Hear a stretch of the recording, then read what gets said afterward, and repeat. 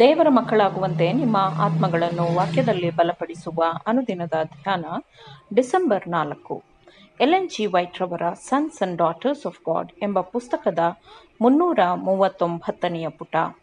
ಶೀರ್ಷಿಕೆ: ನೀರಿನ ಹೊಳೆಗಳ ಬಳಿಯಲ್ಲಿ ನೆಡಲ್ಪಟ್ಟ ಮರದ ಹಾಗೆ ಇರಿ. ಈ ದಿನದ ಸತ್ಯವೇದದ ವಾಕ್ಯ: ಅವನು ನೀರಿನ ಕಾಲುವೆಗಳ ಬಳಿಯಲ್ಲಿ ಬೆಳೆದಿರುವ ಮರದ ಹಾಗಿರುವನು. ಅಂಥ ಮರವು ತಕ್ಕ ಕಾಲದಲ್ಲಿ ಫಲ ಕೊಡುತ್ತದಲ್ಲ, ಅದರ ಎಲೆ ಬಾಡುವುದೇ ಇಲ್ಲ. ಅದರಂತೆ ಅವನ ಕಾರ್ಯವೆಲ್ಲವೂ ಸಫಲವಾಗುವುದು. ಕೀರ್ತನೆಗಳು 1ನೇ ಅಧ್ಯಾಯ 3ನೇ ವಚನ. ಪ್ರತಿಯೊಂದು ಮಾರ್ಗದಲ್ಲೂ ಅಪಾಯಗಳು ಆವರಿಸಿದೆ ಮತ್ತು ವಿಜಯಶಾಲಿಯಾಗಿ ಹೊರಬರುವವನು ನಿಜವಾಗಿಯೂ ದೇವರ ನಗರದಲ್ಲಿ ಹಾಡಲು ವಿಜಯ ಗೀತೆಯನ್ನು ಹೊಂದಿರುತ್ತಾನೆ.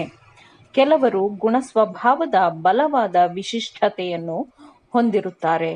ಅವುಗಳನ್ನು ಅವರು ನಿರಂತರವಾಗಿ ನಿಗ್ರಹಿಸಬೇಕಾಗುತ್ತದೆ.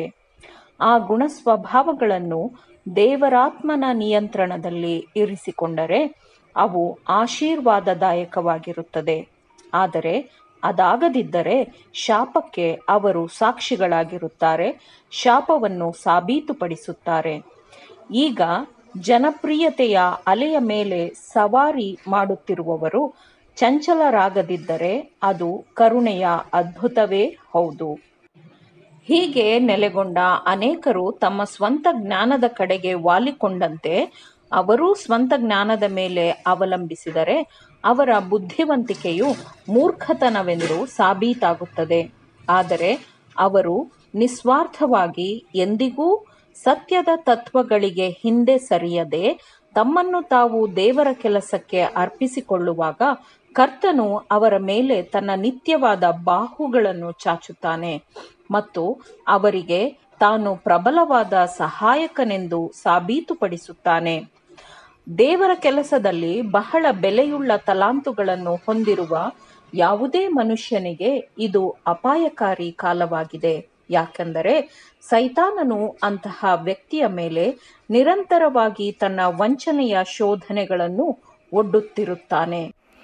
ಅವರಲ್ಲಿ ಹೆಮ್ಮೆ ಮತ್ತು ಕಾಲ್ಪನಿಕ ಮಹತ್ವಾಕಾಂಕ್ಷೆಯನ್ನು ಎಂದೆಂದಿಗೂ ತುಂಬಲು ಸೈತಾನನು ಪ್ರಯತ್ನಿಸುತ್ತಿರುತ್ತಾನೆ ಮತ್ತು ಅಂತಹವನನ್ನು ದೇವರು ಬಳಸಿಕೊಳ್ಳುವಾಗ ಅಂತಹವನು ಸ್ವತಂತ್ರನೂ ಸ್ವಾವಲಂಬಿಯೂ ಆಗುತ್ತಾನೆ ಮತ್ತು ಏಕಾಂಗಿಯಾಗಿ ನಿಲ್ಲುವ ಸಾಮರ್ಥ್ಯವನ್ನು ಹೊಂದಿದ್ದೇನೆ ಎಂದು ಭಾವಿಸುತ್ತಾನೆ. ಪ್ರಾರ್ಥನೆ ಮತ್ತು ಪರಿಶ್ರಮ ಮತ್ತು ಪ್ರಾರ್ಥನೆ ಇವು ಮಾತ್ರ ನಿಮ್ಮ ಜೀವನದ ವ್ಯವಹಾರವಾಗಿರಬೇಕು.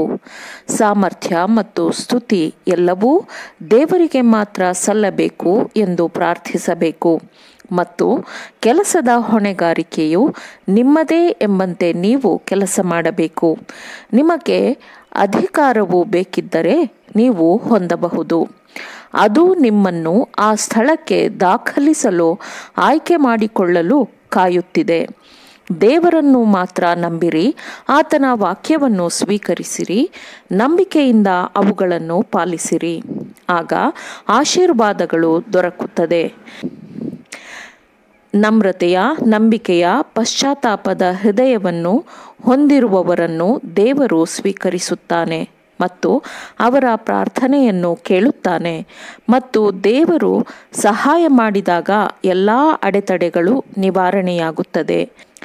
ದೈನಂದಿನ ಪ್ರಾರ್ಥನೆಯಿಂದ ಹೊಂದಿಕೊಂಡ ಪರಲೋಕದ ಆಶೀರ್ವಾದವು ಆತ್ಮಕ್ಕೆ ಜೀವದ ರೊಟ್ಟಿಯಾಗಿರುತ್ತದೆ ಮತ್ತು ಅವರು ನೈತಿಕ ಮತ್ತು ಆತ್ಮಿಕ ಬಲಗಳಲ್ಲಿ ಅಭಿವೃದ್ಧಿ ಹೊಂದುವುದಕ್ಕೆ ಕಾರಣವಾಗುತ್ತದೆ.